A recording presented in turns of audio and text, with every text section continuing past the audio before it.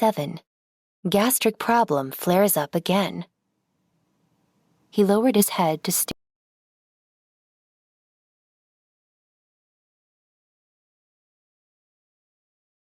Episode 188.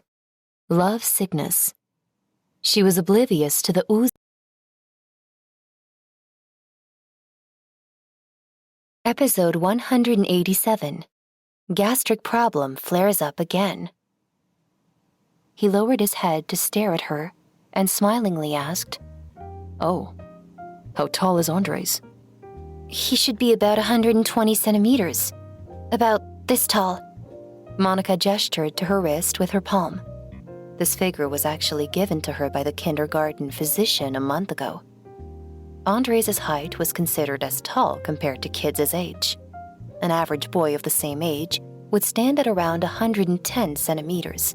However, Andres' development was lagging from certain perspectives. His father's height stood at 1.9 meters, whereas her height was around 1.69 meters. For unknown reasons, although he was not much different from other boys in his age bracket, the boy's development appeared to be rather slow, and when juxtaposed with Sam, his body deficiency was apparent. Has he been taking calcium tablets? He has that every day, but his development remains sluggish. Andres' health was a constant source of heartache for Monica. I've asked the doctor before. His slow development may have something to do with his premature birth. Most preterm babies are slow in their development. He already has a weak constitution since birth. Initially, the doctor asserted that he might not live past the age of 3 due to his poor health. He has congenital heart deficiency, and his spleen and stomach aren't functioning well too. In the past, I was plagued by the constant worry that I wouldn't be able to keep him. His brows furrowed slightly. He did not know that Andres' health was so poor. He only knew that this son had almost lost his life. Prior to this, he reckoned that this woman had hidden his son for selfish reasons and then covered up her action with an excuse. He even assumed that the twin would be as healthy as Sam.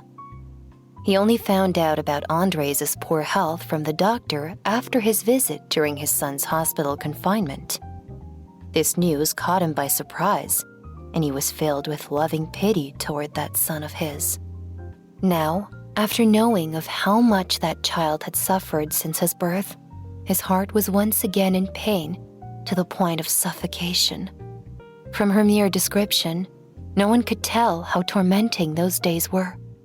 Clearly, she had poured so much effort and exhausted many days and nights to fight for Andres' life. She said resignedly, "Maybe he's a late bloomer." The man only stared ponderously at her profile. She suddenly turned to ask him, "Oh, yes, the day after tomorrow is their birthday. Have you prepared a present yet?" Present? He raised an eyebrow questioningly and then shook his head. No. No? She was startled. Why isn't there a present for your child on his birthday? He retorted, There is a present for him. Basically, he'll tell me what he likes and I'll send someone to buy it for him. His doting love for Sam could not be doubted, yet the expression of his fatherly love was lacking in sensitivity. She could not help reprimanding him. You should have prepared a present beforehand, and then the child can enjoy a birthday surprise that way. Surprise? Do children like surprises? He kept quiet. The man did not know how to create surprises. What the child liked, he got him. Pampering a child was just like pampering a woman. Isn't it sufficient to just get him what he likes?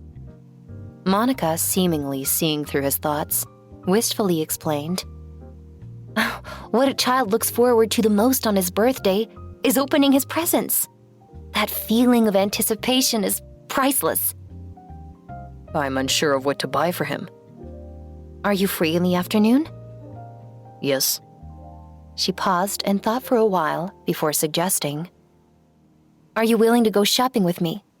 I'm shopping for Andres' birthday present. He nodded in agreement without hesitation. She could not help feeling a little elated.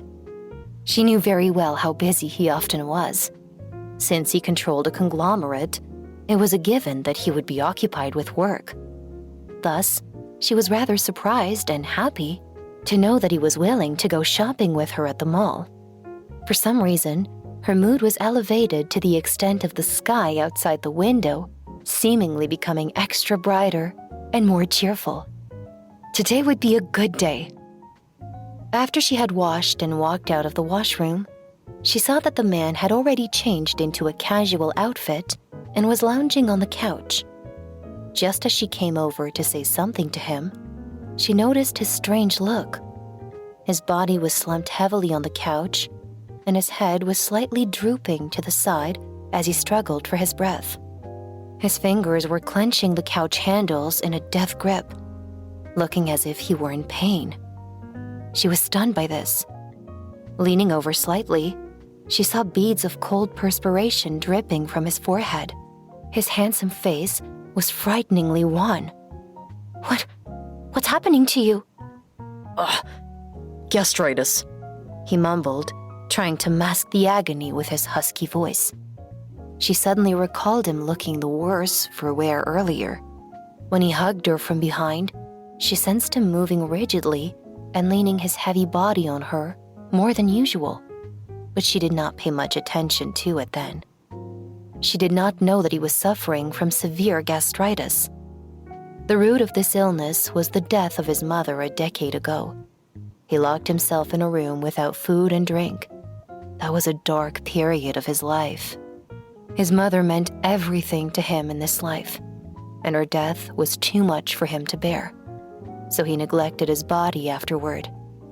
He even turned anorexic and lost massive weight within a month. Although he was finally cured of anorexia, his gastric problem would recur if he did not keep to his 3 meals on time. Whenever gastritis acted up, it would be excruciating for him, despite his high threshold for pain. For that reason, he had gastric medication accessible at home. He lifted his heavy eyelids and pointed to the cabinet. Medicine. Only then did she realize how serious his problem was. Andres, who also suffered from a slight case of gastritis, would exhibit such a pain-filled look, which really saddened her. Following where he had pointed to, she rifled through each drawer of the cabinet until she found the medication box. After setting aside the rest of the simple remedies, what was left inside the box was the gastric medication.